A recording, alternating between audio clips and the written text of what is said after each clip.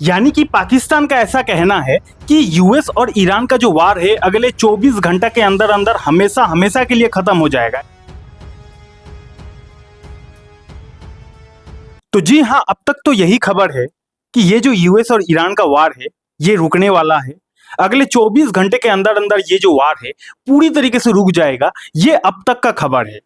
अब ये video upload होने के बाद अगर डोनाल्ड ट्रंप फिर से पलटी मार लेते हैं, अगर डोनाल्ड ट्रंप आकर बोलते हैं कि नहीं नहीं ये वार नहीं रुकेगा, हम लोग फिर से ईरान में हमला करेंगे, तो उस पर तो मेरा कंट्रोल नहीं है। लेकिन अब तक तो भैया यही खबर है कि ये जो वार है अगले 24 घंटा के अंदर अंदर खत्म हो जाएगा, रुक जाएगा, पूरी तरीके से मिट जाएगा। ठीक है, अब मैं ऐसा क्यों बोल रहा हूं, इसके पीछे क्या खबर आया है, उस खबर के बारे में आज की वीडियो में डिटेल में बात करेंगे। साथ ही साथ मार्केट में अभी बहुत बड़ा एक खबर चल रहा है ट्रंप इनसाइडर ट्रेडिंग से रिलेटेड, यानी कि ऐसा मार्केट में अफवाह चल रहा है कि डोनाल्ड ट्रंप इनसाइडर ट्रेडिंग कर रहा है।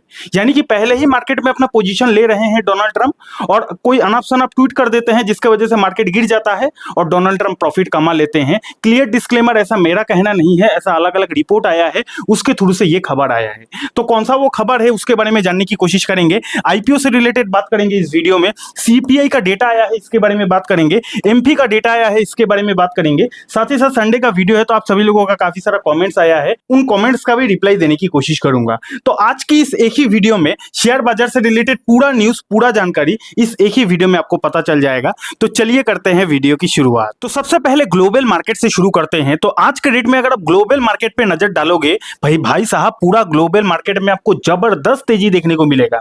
यहां पे आप देख सकते हो निक्के यानी कि जापान का बाजार 3% ऊपर है, हैंगसेंग देखोगे चाइना का बाजार 1.5% ऊपर है, कोस्पी देखोगे 4.5%, वन सिंगल डे में एक देश का स्टॉक मार्केट 4.5% ऊपर है। पूरा का पूरा ग्लोबल मार्केट देखो जोरदार तेजी में आपको देखने को मिलेगा।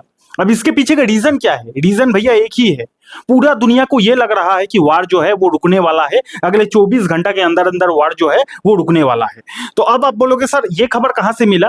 तो अगले 24 घंटे के अंदर अंदर ये जो वार रुकने वाला है, ये जो खबर है, इस खबर को जानने से पहले, समझने से पहले आपको 2 दिन पीछे जाना पड़ेगा, क्योंकि 2 दिन पहले से ही ये जो पूरा गेम है वो शुरू हुआ है। यहां पे आप देख सकते हो 11 जून का ये खबर है। 11 जून को डोनाल्ड ट्रंप ट्वीट करके ये बोलते हैं, यहां पे आप देख सकते हो, Trump says will hit Iran very hard tonight, US will take over Kharg Island soon. यानी कि ठीक 11 जून को रात को डोनाल्ड ट्रंप ट्वीट करके ये बोलते हैं कि आज रात हम लोग ईरान पर बहुत जोरदार हमला करने वाले हैं, खतरनाक हमला करने वाले हैं, ऐसा डोनाल्ड ट्रंप ने ईरान को धमकी दिया। साथ ही साथ बोला कि ये जो ईरान का खर्क आइलैंड है, खर्क आइलैंड आपको पता होगा ईरान का एकदम हार्ट है, वहीं पे काफी ज्यादा क्रूड ऑयल का रिजर्व है ईरान का।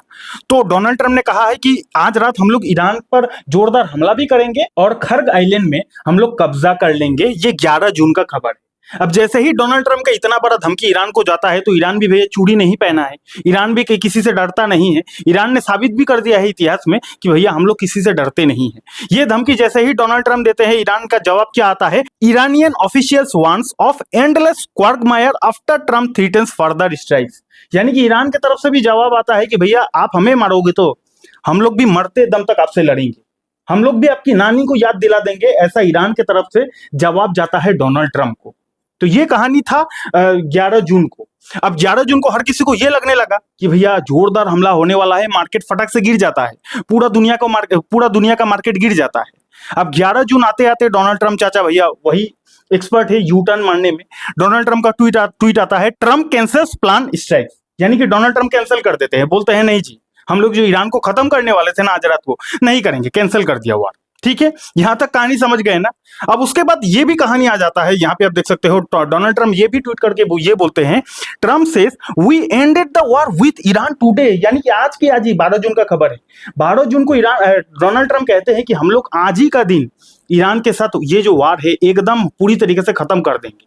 ये खबर आता है और जैसे ही ये खबर आ जाता है पूरा दुनिया का मार्केट में आपको हरियाली देखने को मिलता है। ये जो मैंने आपको ग्लोबल मार्केट दिखाया ना, फ्राइडे का मार्केट का ये पिक्चर है। जब डोनाल्ड ट्रंप ये बोलते हैं कि ईरान के साथ हमारा वार आज ही खत्म हो जाएगा, उसी दिन पूरा दुनिया का बाजार में आपको तेजी देखने को मिला। हालांकि अभी तक ये कंफर्मेशन नहीं आया है, यहाँ पे आप देख सकते हो, but Tehran denies final agreement, यानी कि तेहरान की तरफ से कोई भी फाइनल एग्रीमेंट नहीं आया है, लेकिन डोनाल्ड ट्रंप चाचा ने ये बोल दिया है कि हम लोग वार को ईरान के साथ खत्म कर देंगे। यहां तक समझ गए ना, 2 दिन पहले तक का क्या क्या खबर है, पूरा डाउट क्लियर हो गया। आज का करंट खबर क्या है, क्या ये वार असल में रुक गया है या फिर नहीं रुका है, तो अभी आपके भेजे में घुस जाएगा। एक्चुअल में क्या चीज हो रहा है अभी आपके दिमाग में घुस जाएगा।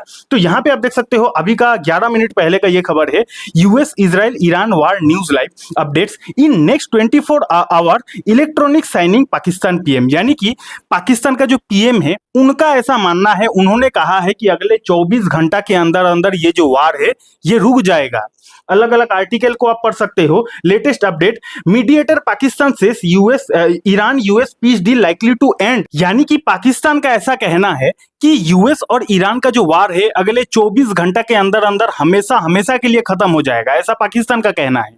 और अगर ऐसा सच में हो जाता है भैया, इन्वेस्टर्स का तो बल्ले बल्ले होने वाला है।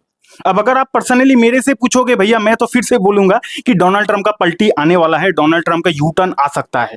ऐसा मेरा पर्सनल एक्सपीरियंस है, क्योंकि इससे पहले 50 बार डोनाल्ड ट्रंप ने कहा है कि वार खत्म हो गया और 50 बार फिर से वार को शुरू किया है। तो ये फिर से बोला जा रहा है कि वार खत्म होगा। आपको क्या लगता है, क्या वार खत्म होगा या फिर ये जो कहानी चल रहा है सब कुछ बकवास है? क्या इसके पीछे कोई इनसाइडर ट्रेडिंग चल रही है? आपका राय नीचे कमेंट सेक्शन में बता सकते हो। तो एक तरफ पाकिस्तान का ऐसा कहना है कि अगले 24 घंटे में वार खत्म होगा, और दूसरी तरफ यहाँ पे आप देख सकते हो कि अमेरिका का जो मिलिट्री है वो ईरान पर हमला कर रहा है। यहाँ पे आप देख सकते हो, US military shoots down Iranian attack drones in Hormuz, यानी कि स्ट्रेट ऑफ हॉर्मोज जो है उस रास्ते में ईरान का ड्रोन्स वगैरह है, उन ड्रोन्स को शूट डाउन कर दिया है अमेरिकन मिलिट्री ने, ठीक है ना। तो एक तरफ वार रुकने का आलोचना हो रहा है, दूसरी तरफ भैया हमला वगैरह कंटिन्यू जारी है, अभी का ताजा खबर है। देन अगर बात किया जाए तो डोनाल्ड ट्रंप के ऊपर एक आरोप लगा है कि डोनाल्ड ट्रंप इनसाइडर ट्रेडिंग कर रहे हैं। तो यहाँ पे आप देख सकते हो, Donald Trump is facing scrutiny for alleged insider trading, यानी कि इनसाइडर ट्रेडिंग एक इलीगल चीज होता है, ये सरकार कभी भी अलाउ नहीं करता है। तो ऐसा डोनाल्ड ट्रंप के ऊपर ये आरोप लगाया गया है कि डोनाल्ड ट्रंप पहले अपना पोजीशन ले लेते हैं और बाद में कोई ट्वीट करके मार्केट को गिरा देते हैं या फिर बढ़ा देते हैं, जिसकी वजह से डोनाल्ड ट्रंप स्टॉक मार्केट से पैसा कमा लेते हैं, ऐसा आरोप लगाया गया है। लेकिन अभी तक इसका कोई प्रूफ नहीं मिला है। आपको क्या लगता है, ये बात सच है झूठ है? अपना राय नीचे कमेंट सेक्शन में बता सकते हो। अब भैया बड़े लोग हैं, बड़े लोग अगर हैं तो कुछ भी कर सकते हैं, लेकिन अभी तक इसका कोई प्रूफ नहीं आया है। देन अगर बात किया जाए आईपीओ की, तो दुनिया की सबसे बड़ा जो आईपीओ है वो अमेरिकन स्टॉक मार्केट में लिस्ट हो चुका है, जिस आईपीओ का नाम है SpaceX IPO makes Elon Musk the world's first trillionaire, यानी कि दुनिया का पहला ट्रिलियनियर बन चुके हैं एलोन मस्क स्पेसएक्स का आईपीओ का लॉन्च होने के बाद, ठीक है ना। अब काफी सारे लोगों का ऐसा भी मानना है कि इतना बड़ा आईपीओ अगर आया है तो काफी सारा जो पैसों का इनफ्लो है वो भी आउट हुआ है मार्केट से। देन अगर बात किया जाए तो 12 जून को हमारे देश का सीपीआई यानी कि महंगाई का डेटा आया था, जो कि अनएक्सपेक्टेड आया, काफी ज्यादा अच्छा आया।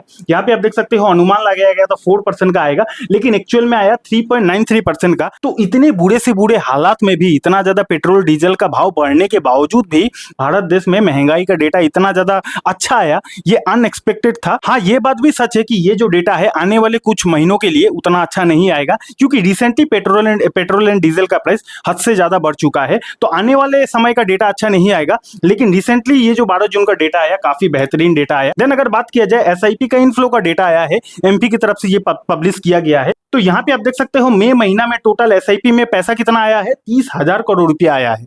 इतना बुरा हालात में, इतना वार का सिचुएशन गंदा तरीके से चल रहा है, मार्केट 2 सालों से 1.5 सालों से रिटर्न नहीं दे रहा है, उसके बावजूद भी एक एक महीना में भैया 30,000 करोड़ रुपया रिटेल इन्वेस्टर बोलो, बड़े बड़े इन्वेस्टर बोलो, एसआईपी में पैसा डाल रहा है। That is very good sign, और इसी के वजह से डीआईएस के हाथ मजबूत हो रहे हैं, और एफआईएस के इतना बिकवाली करने के बावजूद भी हमारे मार्केट में उतना भी गिरावट नहीं हो रहा है। This is the main reason. 30,000 crore का इनफ्लो, भाई साहब ये कोई साधारण बात नहीं है। और मैं भी आपको इतना ही बोलूंगा कि चाहे कितना भी बुरे से बुरे हालात हो जाए, अपने एसआईपी को कभी भी बंद नहीं करना चाहिए, ठीक है ना। देन अगर बात किया जाए तो आने वाले समय में 16 और 17 जून को अमेरिका में एफओएमसी का मीटिंग है। काफी इंपॉर्टेंट डेट रहेगा पूरा दुनिया का स्टॉक मार्केट के लिए, क्योंकि उस दिन रेट हाइक होता है या फिर रेट कट होता है, ये देखना इंटरेस्टिंग रहेगा।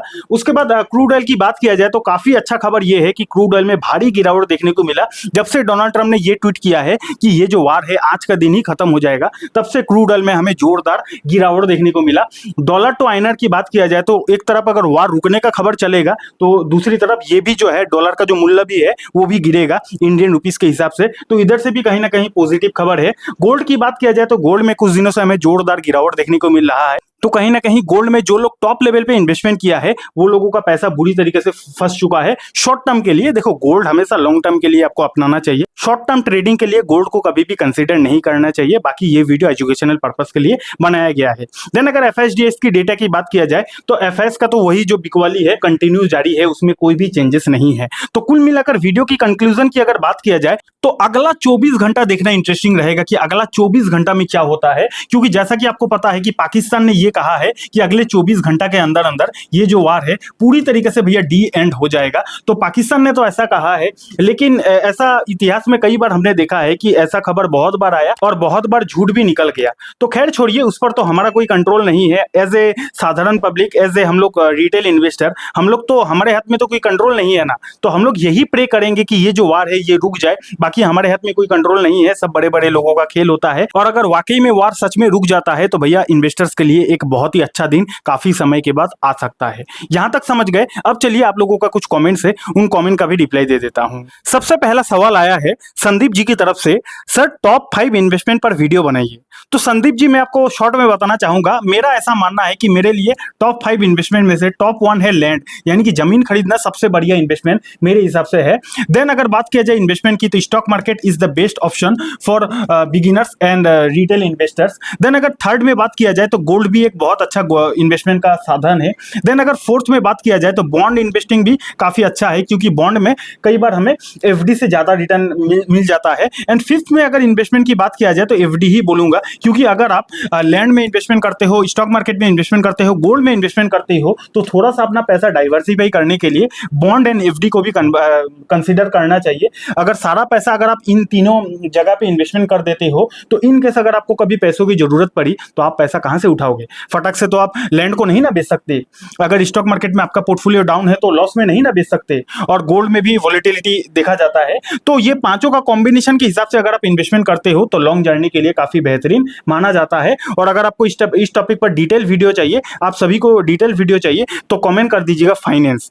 अगला वीडियो आया है मोहम्मद जी की तरफ से, सर टैक्स के ऊपर वीडियो बनाइए। तो मोहम्मद जी बताना चाहूंगा, टैक्स के ऊपर हमारे चैनल पर ऑलरेडी डिटेल वीडियो है। आप एक काम करो, ऊपर आई बटन पर वीडियो आ रहा होगा, उस वीडियो को देख लो, पूरा डाउट क्लियर हो जाएगा कि स्टॉक मार्केट में इन्वेस्टमेंट या फिर ट्रेडिंग करने के लिए आपको कब टैक्स देना पड़ेगा, कब कहां पर कितना टैक्स देना पड़ेगा। देन अगर अगला सवाल की बात किया जाए तो नानू भाई जी की तरफ से सवाल आया है, यस सर, लेकिन सर स्विंग ट्रेडिंग के बारे में ज्यादा ऐड करना कोर्स में। तो जैसा कि आपको पता होगा कि हमारे चैनल पर ट्रेडिंग का फ्री कोर्स आने वाला है, काफी सारा वीडियोस का फ्री कोर्स आने वाला है, प्लेलिस्ट आने वाला है। तो इस भाई जी ने रिक्वेस्ट किया है कि सर उस कोर्स में स्विंग ट्रेडिंग को थोड़ा सा ज्यादा कवर करना। तो नानू भाई जी बताना चाहूंगा कि मैं कोई स्पेसिफिक ट्रेडिंग से रिलेटेड वो कोर्स नहीं ला रहा, मैं ओवरऑल ट्रेडिंग का विषय में, ट्रेडिंग क्या होता है से लेकर स्मार्ट मनी कॉन्सेप्ट से लेकर सपोर्ट रेजिस्टेंस टेक्निकल एनालिसिस सब कुछ उस कोर्स में आपको बताने वाला हूं। उसमें स्विंग ट्रेडिंग भी आ जाएगा। अब अगर आपको स्विंग ट्रेडिंग के बारे में ज्यादा जानना है तो आपको थोड़ा वेट करना पड़ेगा, पहले मैं ट्रेडिंग का कोर्स को कंप्लीट कर लूं, उसके बाद आप सभी लोगों का रिस्पॉन्स के ऊपर डिपेंड करेगा कि मैं अगला जो कोर्स है वो स्विंग के ऊपर बनाऊं, एफएनओ के ऊपर बनाऊं या फिर इंट्राडे के ऊपर बनाऊं, ठीक है ना। तो पहले आप इस कोर्स का एंजॉय कीजिए। तो अगर आप सभी लोग चाहते हो कि जल्दी से जल्दी वो कोर्स आ जाए तो ट्रेडिंग कमेंट करना मत भूलना। अगला सवाल आया है शॉर्ट ट्रिक्स जी की तरफ से, सर डिलीवरी में 1 साल तक होल्ड कर सकते हैं? तो जी हाँ, डिलीवरी में 1 साल तो क्या, आप 10 साल 20 साल 100 साल तक होल्ड कर सकते हो। डिलीवरी का यही खासियत होता है कि अगर आप इन्वेस्टमेंट भी डिलीवरी में करते हो, उसके बाद अगर आपका इन्वेस्टमेंट माइनस में भी जाता है तो आप उसको होल्ड भी कर सकते हो। तो आप अनलिमिटेड टाइम तक उसको होल्ड कर सकते हो। आखिरी सवाल संदीप जी की तरफ से आया है, आकाश सर आपके हर वीडियो अच्छे होते हैं। सर मैं ईटीएफ के बारे में जानता हूं, लेकिन इसमें लॉन्ग टर्म इन्वेस्टमेंट कैसे करें, कभी खरीदे और कभी बेचे, कौन से सेक्टर में इन्वेस्टमेंट करना चाहिए और कौन से नहीं, इनके ऊपर वीडियो बनाइए। तो संदीप जी, आपका क्वेश्चन थोड़ा सा कंफ्यूजन लगा मेरे को। आपने बोला लॉन्ग टर्म इन्वेस्टिंग के बारे में, फिर आपने बोला कब खरीदना चाहिए कब बेचना चाहिए। तो कब खरीदना चाहिए कब बेचना चाहिए ये तो शॉर्ट टर्म का बात हो गया, ट्रेडिंग की बात हो गया, फिर आप इन्वेस्टमेंट की बात कर रहे हो, तो थोड़ा सा मैं कंफ्यूज हो गया। बाय द वे मैं आपको बताना चाहूंगा कि ये जो ईटीएफ है ये इसमें उतना ज्यादा रिस्क नहीं होता है, इसमें आपको उतना भी ज्यादा एनालिसिस करना नहीं होता है। ईटीएफ में जैसे कि निफ्टी 50 का ईटीएफ होता है, निफ्टी नेक्स्ट 50 का ईटीएफ होता है, मिड कैप का ईटीएफ होता है, तो इसमें ज्यादा एनालिसिस करने की जरूरत नहीं होता है, क्योंकि एक ईटीएफ के अंदर भी तो मल्टीपल स्टॉक होता है। तो ईटीएफ में जो रिस्क होता है ना, ऑलमोस्ट ना के बराबर होता है। ना के बराबर इसलिए बोल रहा हूं क्योंकि मल्टीपल स्टॉक से अगर आप निफ्टी 50 का ईटीएफ लेते हो, 50 कंपनी उसके अंदर है, तो 50 कंपनी जीरो तो नहीं हो सकता है ना।